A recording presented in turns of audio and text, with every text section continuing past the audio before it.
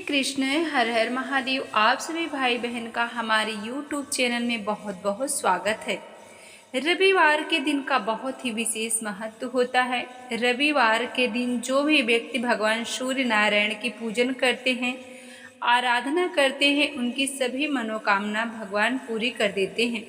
रविवार के व्रत में नमक का भोजन, तेल तथा दूसरे किसी प्रकार के तामसी भोजन निषेध है। रविवार के व्रत में पारण फलाहार करने वाले का उचित समय होता है।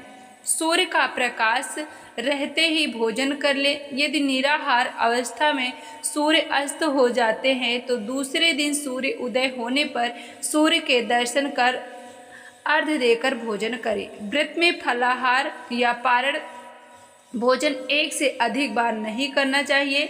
व्रत के अंत में पूजन के पश्चात कथा सुननी चाहिए। इस व्रत करने से अनेक प्रकार के विघ्न शांत होते हैं, राज्यसभा में मान प्राप्त होता है, सब प्रकार के नेत्र रोग दूर होते हैं और शत्रु का नाश होता है। कि व्रत कथा प्रारंभ करते हैं। कथा सुनने से पहले कमेंट में राधे राधे जरूर लिखें। रविवार व्रत की पौराणिक कथा के अनुसार प्राचीन काल में एक बुढ़िया रहती थी। वह नियमित रूप से रविवार का व्रत करती। रविवार के दिन सूर्योदय से पहले उठकर बुढ़िया स्नानादि से निवृत्त होकर आंगन को गोबर से लीपकर स्वच्छ करती। इसके बाद सूर्य भगवान की पूजा करते हुए रविवार व्रत कथा सुनकर सूर्य भगवान का भोग लगाकर दिन में एक समय भोजन करती। सूर्य भगवान की अनुकंपा से बुढ़िया को किसी प्रकार की चिंता एवं कष्ट नहीं था। धीरे धीरे उसका घर धन धान्य से भर रहा था। उस बुढ़िया को सुखी होते देख उसकी पड़ोसन उससे जलने लगी। बुढ़िया ने कोई गाय नहीं पाल रखी थी, अतः वह अपनी पड़ोसन के आंगन में बंधी गाय का गोबर लाती थी। पड़ोसन ने कुछ सोचकर अपनी गाय को भीतर बांध दिया। रविवार को गोबर न मिलने से बुढ़िया अपना आंगन नहीं लीप सकी। आंगन न लीप पाने के कारण उस बुढ़िया ने सूर्य भगवान को भोग नहीं लगाया और उस दिन स्वयं भी भोजन नहीं किया। सूर्यास्त होने पर बुढ़िया भूखी प्यासी सो गई। प्रातःकाल सूर्योदय से पूर्व उस बुढ़िया की आंख खुली तो वह अपने घर के आंगन में एक सुंदर गाय और बछड़े को देखकर हैरान हो गई। गाय को आंगन में बांधकर उसने जल्दी से उसे चारा लाकर खिलाया। पड़ोसन ने उस बुढ़िया के आंगन में बंधी सुंदर गाय और बछड़े को देखा तो वह उससे और भी अधिक जलने लगी। तभी गाय ने सोने का गोबर किया।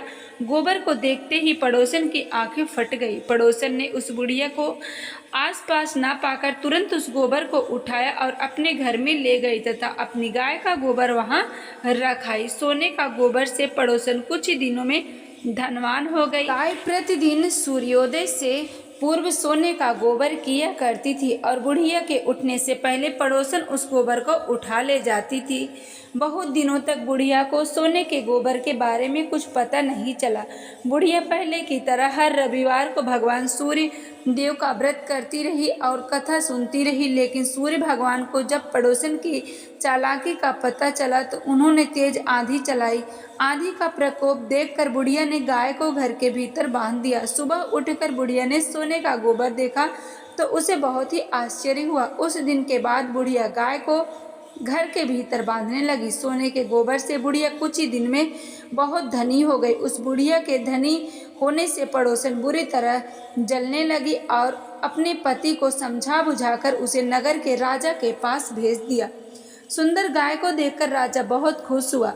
सुबह जब राजा ने सोने का गोबर देखा तो उसके आश्चर्य का ठिकाना ना रहा। उधर सूर्य भगवान को भूखी प्यासी बुढ़िया को इस तरह प्रार्थना करते देख उस पर बहुत करुणा आई और उसी रात सूर्य भगवान ने राजा को सपने में कहा, हे राजन, बुढ़िया की गाय व बछड़ा तुरंत लौटा दो, नहीं तो तुम पर विपत्तियों का पहाड़ टूट पड़ेगा, तुम्हारा महल नष्ट हो जाएगा। सूर्य भगवान के सपने से बुरी तरह भयभीत राजा ने प्रातः उठते ही गाय और बछड़ा बुढ़िया को लौटा दिया। राजा ने बहुत सा धन देकर बुढ़िया से अपनी गलती के लिए क्षमा मांगी।